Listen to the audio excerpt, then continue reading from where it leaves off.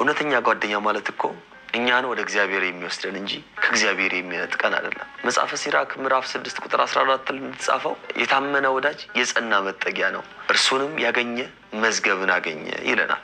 ስለዚህ እስካሁን ስለ ጓደኝነት ግፊት አስከፊነት፣ ስለ ማንነታችን መሸርሸር አይተናል። አሁን ደግሞ ታዲያ ከዚህ ሁሉ ሀሳብ ምን እናድርግ? ከዚህ ተጽዕኖስ እንዴት እንውጣ? ወደሚለው ተግባራዊ መፍትሄ እንለፍ። አንደኛ አይሆንም ማለት እንልመድ።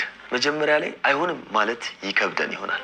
ነገር ግን አንዴ አይሆንም ይህ ለኛ አይገባም ብለን ከቆረጥን በኋላ የሚመጣው ነፃነት ወደር የለውም። ታላቁ ሊቅ ቅዱስ ዮሐንስ አፈወርቅ እንዲህ ይላል፣ ሰውን ደስ ለማሰኘት ብለህ የምታደርገው ነገር ሁሉ መጨረሻው ባርነት ነው። ለእግዚአብሔር ብለህ የምትከፍለው ዋጋ ግን መጨረሻው እውነተኛ ነፃነት ነው ይላል። በተጨማሪም ጓደኞቻችን ጥፋት ውስጥ ከመግባታቸውና እኛን ከመጋበዛቸው በፊት የእኛን ክርስቲያናዊ ማንነትና አቋም በግልጽ እንዲያውቁት ማድረግ።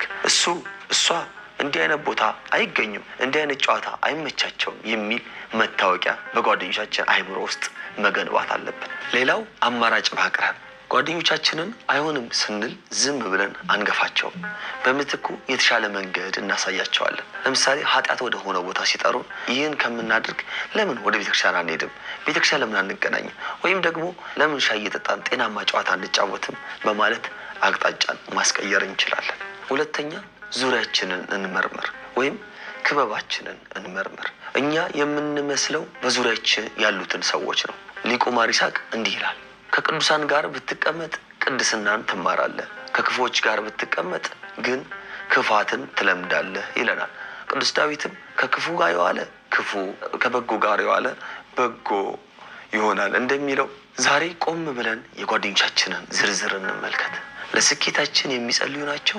ስንደክም ተነስ ቤተክርስቲያን እንሂድ የሚሉ ናቸው? ካልሆኑ ምን እናድርግ?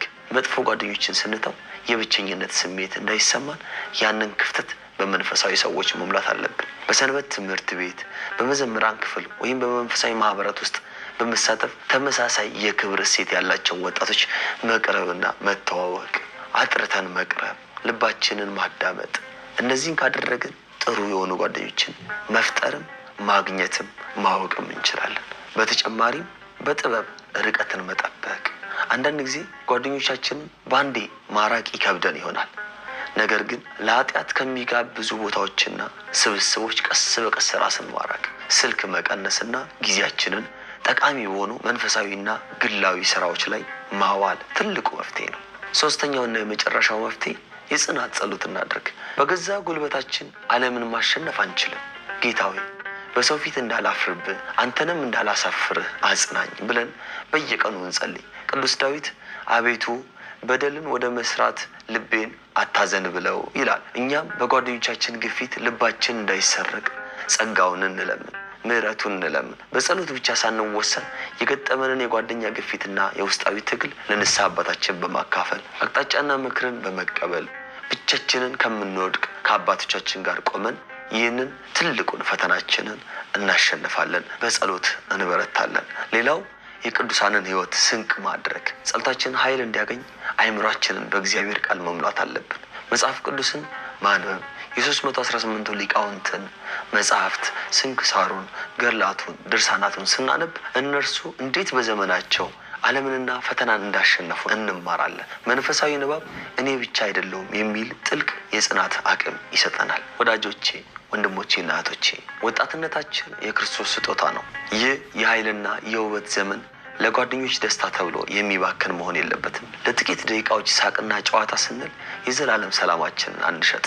አንተ የተጠራኸው የዓለምን ቀለም እንድትቀባ ሳይሆን ለዚች በጨለማ ለተዋጠች ዓለም ብርሃን እንድትሆኑ ነው። ጌታችን አምላካችን መድኃኒታችን ኢየሱስ ክርስቶስ በማቴዎስ ወንጌል ምዕራፍ 5 ቁጥር 14 ላይ እናንተ የዓለም ብርሃን ናችሁ ብሎናል። ብርሃን ደግሞ ጨለማን አይመስልም፣ ጨለማን ያበራል እንጂ።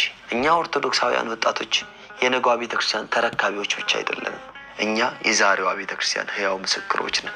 አንገታችን ላይ የታሰረው ማህተም ብቻ ሳይሆን ግብራችንም በልባችን ለነገሰው ክርስቶስ ምስክራችን ይሁን። ታላቁ ሊቅ ኢትዮጵያዊው ቄርሎስ ሊቁ አባ ጊዮርጊስ ዘጋስጫ በመጽሐፈ ምስጢር እንደዚህ ይላል፣ ነፍስህን ለዓለም አታስገዛት፣ እሷ የእግዚአብሔር ማደሪያ ናትና። ዛሬ በዚህ ውይይት የተነጋገርነው ስለ ጓደኝነት ግፊት ብቻ አይደለም፣ ስለ ነፍሳችን ዋጋ ነው። ስለዚህ የተወደዳችሁ የተዋሕዶ ልጆች የዛሬው መልእክታችን ማጠንጠኛ አንድና አንድ ግልጽ የሆነ ነው። እኛ በክርስቶስ ደም የተዋጀን የንጉሥ ልጆች ነን። ጓደኞቻችንን ለማስደሰትና መገለልን በመፍራት ብቻ ፈጣሪያችንን እንዳናሳዝን ዛሬውኑ ውሳኔ እናድርግ። ኃጢአትን አይሆንም አይገባኝም የማለት ወንድማዊና እህታዊ ድፍረት ይኑረን። መንፈሳዊ ማንነታችንን የሚገነቡና ወደ ቤተ ክርስቲያን የሚያቀርቡንን ሰዎች እንምረጥ። እንዲሁም በጸሎትና በአባቶቻችን ትምህርት ራሳችንን እናጽና። እኛ ዓለምን የምንመስል ሳይሆን በወጣትነታችን ጉልበት ዓለምን ወደ ብርሃን የምንመልስ የክርስቶስ ምስክሮችን ነው። ከዚህ ውይይት ጥሩ ትምህርትን እንዳገኛችሁበት ተስፋ አድርጋለሁ። በጓደኛ ግፊት ለሚፈተኑ ለሌሎች ወንድምና እህቶችም እንዲደርስ ሼር በማድረግ